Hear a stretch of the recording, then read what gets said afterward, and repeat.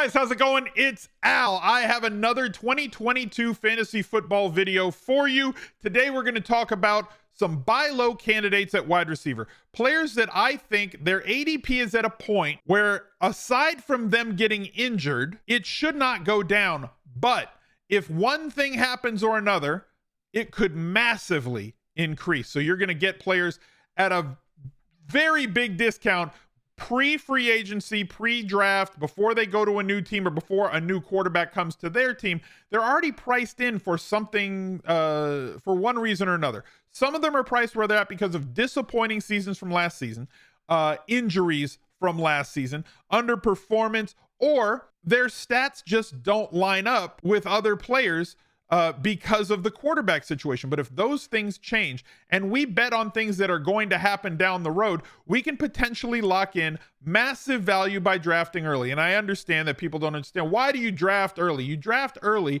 because if you're better at projecting what these things could be in the future down the road, and if you understand how to draft early, and we'll get into early drafting strategies versus drafting strategies later in another video, later in the draft season in another video, as prices become more efficient and ADPs become more efficient, there's less things to take advantage of. A few years ago, it was like Will Fuller was being drafted in like the 8th round. By the time we got to August, he was a 5th rounder. So if you're locking in that early value on players, there's nothing but upside potential there for you to lock into your teams and really put yourself in a great position to be profitable. So thank you guys for watching. Welcome to the new fantasy football channel. If you've watched all my DFS footage on the Al Zeidenfeld channel, the Al Smizzle channel, this is where all of my season-long stuff is going to go. So thank you guys for being here. Drop a like on the video, subscribe to the channel, ring the notifications bell, leave me a reply down below with a receiver that you think is too cheap based on their ADP, and let's go.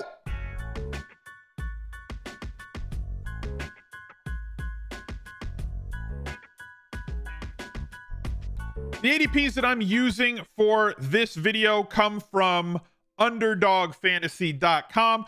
They do best ball drafts. That's where most of their action is. They have great pick'em, gambling stuff if you wanted to do that. We went through those on a lot of different videos this year. Use promo code ALSMIZZLE on your first deposit for a bonus. Their bonuses are constantly changing, so I can't exactly tell you what it is right now, as this video is meant to be alive for like 8-9 months and they could change those. But there is a first deposit bonus that you can get using ALSMIZZLE, one word, ALSMIZZLE, when you make that first deposit and sign up. So all their ADPs from plenty of full money drafts are already out there. We know what these ADPs are because there's already been like 30,000 teams drafted, and it's like, you know, the week after the Super Bowl. So we have plenty of things that we're going to go through here, and I'm going to focus on the wide receivers only to talk about the guys that I think are too cheap. My first player that I think is a little bit too cheap is Calvin Ridley. His ADP is currently 40. Last year, he was a 2nd round pick. Obviously had some off the field personal issues last year. I hope that he has gotten himself into a better place, because when he is right, he is amazing. So you could lock in a couple of rounds of value here. The assumption is right now the favored team that he could end up on is the New England Patriots. Now, I'm sure I'm going to get people in replies telling me that Mac Jones stinks, and I disagree. I don't think that Mac Jones stinks, like not even a little bit. He was a rookie quarterback who was tied to throwing the ball short, mostly because look at the receivers that he had to throw the ball to. He didn't really have any game-breaking guys. He doesn't really have a wide receiver room. Kendrick Bourne, Aguilar. They didn't have a lot of guys who could get open to Jacoby Meyer. These aren't game-breaking, big separation, put pressure on CBs. They had to scheme to get everybody open, and they had a 2 tight end set. So he had very low average depth of throws, lower than like Tua when he was a rookie. So like that's about where he was challenging. I expect that to open up with another year of experience. Clearly a new offensive coordinator, so there might be some differentiation in the way that they attack this year. But if they add Calvin Ridley as a good landing spot, I think that this his current ADP moves up at least 1 round, 10 picks to 12 picks. So we're going to lock in a little bit of value. It's hard to get a ton of movement on a high pick, but he is the highest rated guy in terms of ADP that I think is a value. My next player that I think is a solid value is Michael Thomas. Now, there was some shenanigans, obviously, I'm going to wait. I'm not going to get surgery. Then they held him out. Well, he's not ready. Whether he likes the Saints, doesn't like the Saints, well, there's a whole lot of stuff there. If he goes to a different team that acquires him, they're going to want him to be there and take advantage of all the different things that go along with the fact that most CBs can't guard Mike. And if he stays there, his ADP currently is 59. This is a player who was being drafted in the first round before because he is such a target hog, somebody who gets so many looks when he is right. He has not been right for a season and a half, but like 186 targets in 2019, 147 in 2018. There's a lot of meat on the bone here, whether he is on the Saints or not. And we're betting on them possibly getting an upgrade at quarterback. Now, worst case scenario, Jameis Winston is the quarterback in New Orleans with the new regime that is going to be running that offense. However, Jameis Winston can sling the ball at the very least. So if Michael Thomas is 100% healthy and 100% in there, he is going to be the number one target by a large margin in terms of target market share. And the possibility that they could end up with somebody like Deshaun Watson or Russ Wilson pushes Michael Thomas even higher. He could sneak into the high end of the third round if he gets that right quarterback. So a lot of value here with him going right around the 5-6 turn right now. Brandon Cooks is underrated every single season. His ADP right now is 70. He is in one of these videos for me every year. Underpriced all the time. 120 targets in 2020. Well, 119. Let me round up. 133 in 2021. On a team where they didn't do a whole lot offensively. Davis Mills did look good. He was the best rookie on throws that went more than 20 yards. He has earned another shot here.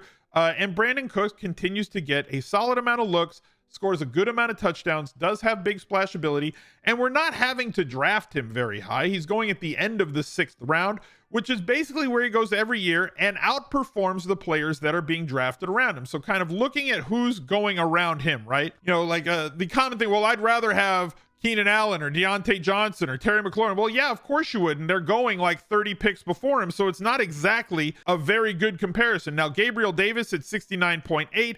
Brandon Cooks, Odell Beckham Jr. right now. Now, this is going to adjust down because of the ACL injury, because most of the data that was ADP-wise on him was before he got hurt in the Super Bowl. Brandon Ayuk never gets used. Jerry Jeudy at 78. Adam Thielen at 80. Brandon Cooks is probably the highest floor possibility in this spot and gives you a good chance to win most weeks. He'll be a starter for you in most weeks with 25 to 35 point upside if he can get loose deep. My next play, this one is based on where he's going to be. Allen Robinson was the cover boy for me on my must avoid players going into 2021. Coming off of 2 seasons straight with 150 more targets going into last year, it was very clear that the Bears were going to run their offense entirely differently, regardless of whether it was Andy Dalton or the rookie Fields at quarterback. They were not going to be one of the top 10 teams in terms of passing attempts, which meant that even if Allen Robinson still remained at the same market share of targets, 30% of 700 targets is different from 30% of 500 targets. His targets were clearly going to come down, which means his catches were going to come down. He got hurt a little bit. They did not play very well offensively. Well chronicled what was going on in Chicago. Now, he goes somewhere else this year, assumedly. What if he lands in the right spot? Right? There's going to be a lot of wide receiver movement in this spot, and we know how talented a receiver he's been, and he's been that very talented wide receiver with like a historically bad list of quarterbacks throwing him the ball. If he lands in a spot where there's a good wide receiver or a good quarterback throwing him the football, Mike Williams is a free agent right now. And if he does not go back to the Chargers and the Chargers instead end up with Allen Robinson on the outside with Keenan Allen on the inside, the current ADP for Allen Robinson is 93 overall. That would go way up if he ends up. I just used the Chargers as an example. There's 5 other possible landing spots that we could come up with that would be very beneficial for him with a better quarterback in a high volume passing offense. Worst case scenario, you're getting Allen Robinson where you should get Allen Robinson right now at about 93. Best case scenario, Allen Robinson shoots up like 30 picks on ADP and you get a massive value. Another player that fits that mold is Cortland Sutton on the Denver Broncos. Right now, Cortland Sutton is the 97th player being chosen in drafts by ADP. He doesn't have great stats.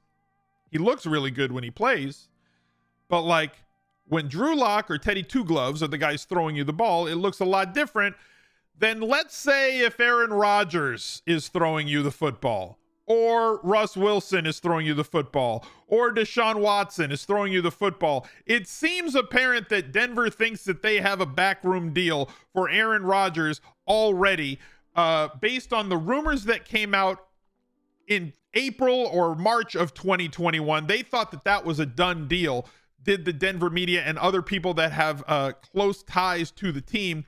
And then now they hired basically the entire coaching staff from Green Bay. They brought over all these Aaron Rodgers friendly, so they want to acquire the quarterback. This is a ready-made offense to drop an all-pro quarterback into, and it's not priced as though one could get there. 97th overall is obscene for Cortland Sutton and his skill set if he had an all-pro caliber quarterback. So this is a great spot to go if you're looking for possible upside in an earlier draft, maybe a pre-draft draft, like a pre-NFL draft, one of the tournaments that they have on Underdog, where it's going to fill long before before like the middle to the end of April, where you can get some built-in value with massive upside in that spot. Another team that I think is entirely underpriced is the Jacksonville Jaguars, with a quarterback going into his second year. Now, quarterbacks typically take their leap in year 3, but we do see improvement in terms of their average depth of throw.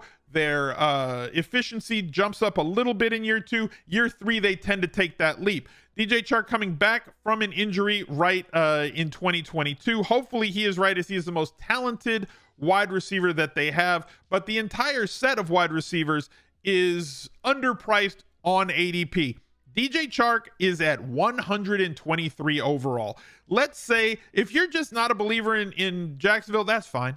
I'm not trying to convince you to be one, but like, best ball is a lot about stacking. And if you're drafting super early, you're probably drafting a best ball. So as your secondary stack, if you go out and get Chark, MJJ, and Trevor Lawrence, all at like a 10th, 11th round price at the cheapest, the possibility that you could pay off with a 6th, 7th, or 8th round value by the end of the season on these players is entirely possible. So I really like the fact that they're so cheap. If you are sitting there saying, Trevor Lawrence is bad, I know he's bad because I watched him play as a rookie. Look at every rookie quarterback stats. Of course, there's some outliers. Herbert had a great rookie year. Mahomes had a ridiculous first year as a starter, even though that was his second year in the league. But typically, rookie quarterbacks are bad statistically, and they get better as they get a little bit of years, get more games under their belt, and they do tend to end up becoming something a little bit better. So like projecting Trevor Lawrence in year 2 from the results that we saw from Trevor Lawrence in year 1, due to all of the on the field rookie quarterback issues and off the field issues with that coaching staff and offense that was put in place, leads me to believe that this offense could theoretically bounce and is underpriced right now in 2022 drafts. Jarvis Landry is another one who was playing with bad health. The last few years, he has averaged a really solid fantasy points per game. Last season, it was down. 2 years ago in 2020, it was down. Odell Beckham Jr. subtracted from that offense. It's not a very high volume pass game offense, but with an ADP of 136, do we absolutely need it to be?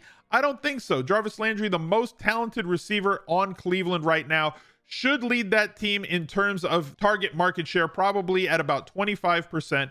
And if they throw it, let's say 450, let's say they throw it 500 times this year, that means 125 targets, assuming that he stays healthy. 125 targets at an ADP of 136 is entirely too cheap. And the last one, again, a lot of these count on things happening around them. The last one that's going to count on something happening around it, Isaiah McKenzie, 170.5. He's basically free, right? You're drafting him as like your wide receiver 7 or 8.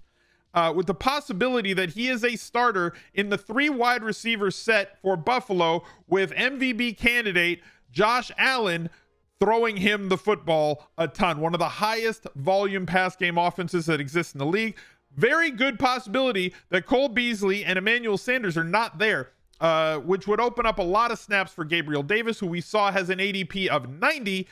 There's no reason for Isaiah McKenzie to have an ADP that's 80 spots behind one of the other starting guys in this offense. We saw him do work in the weeks where he was the starter when other players in front of him were injured. I'm not saying he's going to be a 10 to 12 target guy, but in this range last year, we were targeting Hunter Renfrow, and he did just fine. Massively outpriced his ADP expectation. When you're drafting players, yes, draft for upside, but draft for upside in terms of snaps, targets, and target market share, especially on high volume offenses. And that's the best way to get yourself a path to paying off with these late round picks, especially when you're drafting early. Good luck to you in your drafts. Thank you guys for being here. Look out for another video right there. Legend.